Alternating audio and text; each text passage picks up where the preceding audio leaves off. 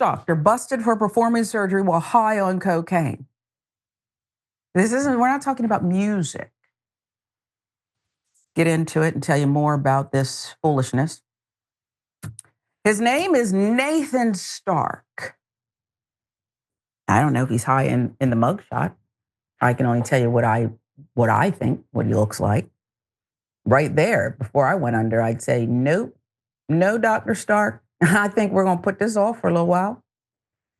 He's a Texas doctor accused of using drugs while performing delicate surgery on his patients. And even though his license was suspended, he could still get it back. Starke was a urologist at Houston Methodist Hospital when he was suspected of using drugs during surgery. According to the Texas Medical Board, Starke participated in several surgeries in August and September of 2024 while appearing impaired. He was suspended September 6, ordered to undergo drug testing. In October, he tested positive for cocaine. Law and Crime giving us the details. Records obtained by KRIV, local Fox affiliate, went into more detail about the Texas Medical Board's accusations against Starke. One of the surgeries in question involved a surgical biopsy on a patient's prostate. In August, Starke was reportedly impaired for that procedure. Final straw was apparently a September procedure that Starke was, quote, absent for all but the last 3 minutes of a surgery for which he was the attending physician.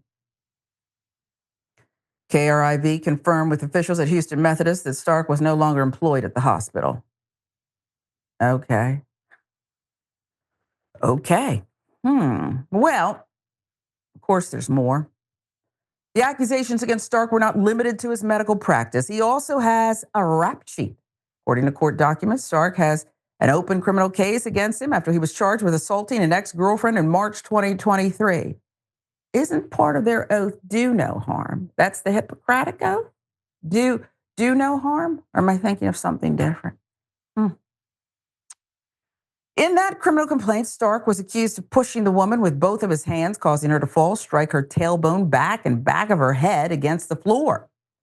She reported bruising and chipping a tooth as a result. In addition to the open assault case, Starke was arrested twice in 2007 and 2017 for driving while intoxicated.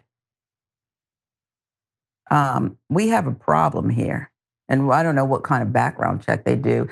Southern Methodist is a well-known, almost famed hospital down there. You didn't know any of this about this guy? I haven't.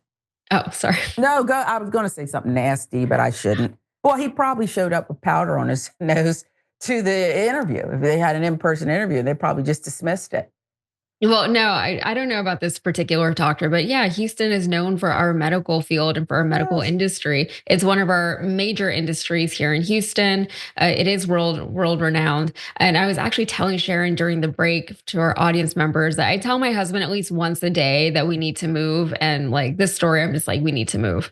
But you're right, Sharon, there is a big difference between creating art and performing surgery on somebody's body. But when I first read this story, I thought first about how hard doctors work or how hard they're expected to work. And it really is kind of crazy. Back in the day, the standards that were set for interns and residents as far as how long their shifts should be and how productive they should be during these shifts, those were set by a doctor who was always high on cocaine. Those standards are still widely recognized across the medical field. So these doctors are very often either turning to drugs to help them get through their shifts because they can't do it otherwise. And if it's not cocaine, it's Adderall or something like that.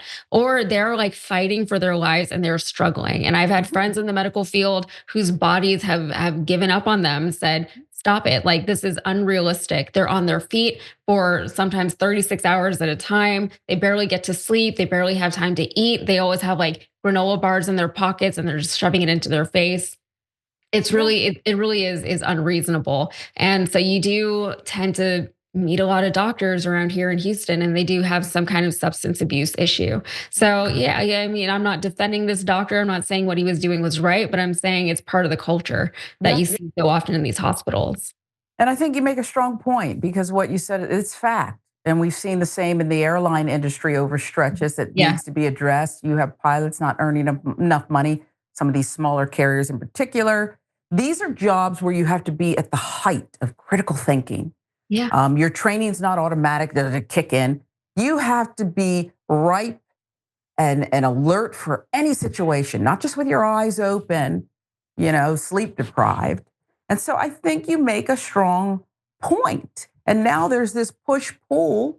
We'll tell you more about Dr. Starke, about how you handle these situations, how you navigate them, particularly if there is a community that is stressed and stretched. Starke's license, that's another story.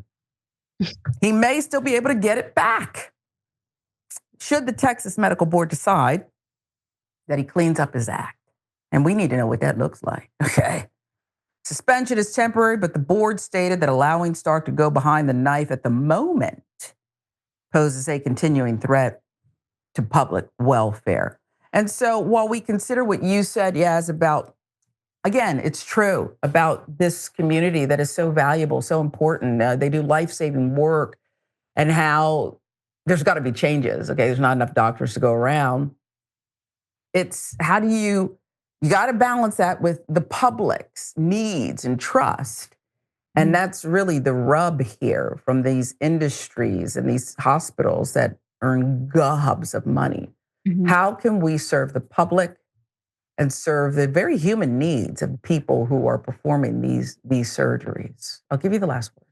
Yeah, so often the public is the one that loses out on things just because things that we're entitled to, things like medical care, just because it's not feasible to do so. It really is a cultural issue in the medical industry where they're expected to work as hard as they can because it's a way of eliminating people who just can't cut it in the medical field, right? They're saying it's a trial by fire. If you can make it through this and you're good to go. But it's like, why is that necessary though? Why are we pushing ourselves physically and mentally and psychologically to do this thing that it really isn't necessary? But the thing is, there's always the fight also between the doctors and then the hospitalists, the people who are running the hospitals, the admins, the people who are making money off of these hospitals. And let's be real, everything always comes back down to the money, right? And at the end of the day, when you're dealing with something like healthcare, the people are, their lives are actually being put in danger by somebody else trying to make money off of the system. So doctors are under a lot of stress. Their jobs on their own are very stressful because they're very high stakes, or they can be depending on what branch of medicine you're practicing in. But then you also have things like press gaining scores that the doctors constantly have to be worried about, which is basically where you can like rate your doctor, right? Which is kind of crazy because if the doctor did their job, then I don't care how likable they were, honestly, but there is a level of that happening. And then they also have to deal with the admins, and then they have to deal with the insurance company. So their jobs are Yes. they're already dealing with more things than most people deal with at their jobs. So again, Yeah. I wouldn't want this doctor operating on me. Now the story is very public. So even if he does get his medical license back, people are going to know that you're this doctor. But even if your doctor wasn't publicized to have some kind of substance Yeah. abuse problem, they might, they just might, and you wouldn't know. Yeah, you're so right. All these stresses, these are human beings. Remember even where they had the doctors who you're only allowed 3 minutes a patient. These insurers were putting Yeah. enormous pressure, but these administrators seem to be making rules based on number crunching and charts instead of real people.